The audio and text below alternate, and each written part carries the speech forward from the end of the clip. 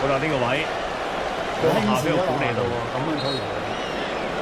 我又有斯朗拿度企喺呢個位置，好正中央嘅位置，都擺明應該斯朗拿度炮仔啦，即場。咦，今屆世界盃都興嚇，打到現時為止，好多喺尾段入波喎。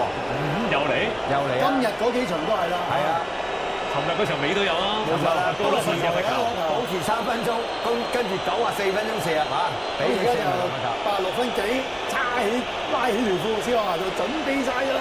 你入咧就係你係 MVP 啦，斯朗。哇！你睇個眼神嚇，充滿侵略性啊！6個人嘅人牆啊！唔好踩到斯朗啊！頭先唔係好夠實馬嗰啲嘢喎。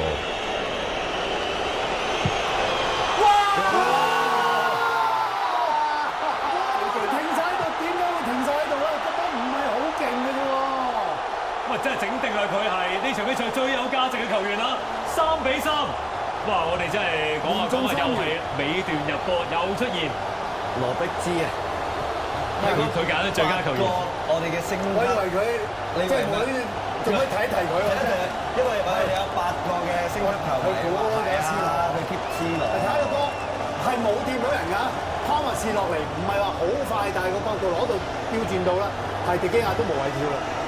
嗱，睇一次人牆巴斯基斯旁邊個，佢係將個波喺龍門外嗰個位關翻入嚟㗎。你諗下斯基斯個頭條頸都想喐㗎啦，個頸佢都係想頸都喐埋㗎啦，跟遲一啲。盡晒力㗎啦！迪基亞但係真係冇辦法冇反應。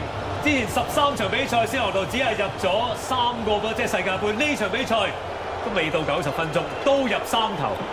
一場比賽入球數字等於之前13場喺世界盃入球數字。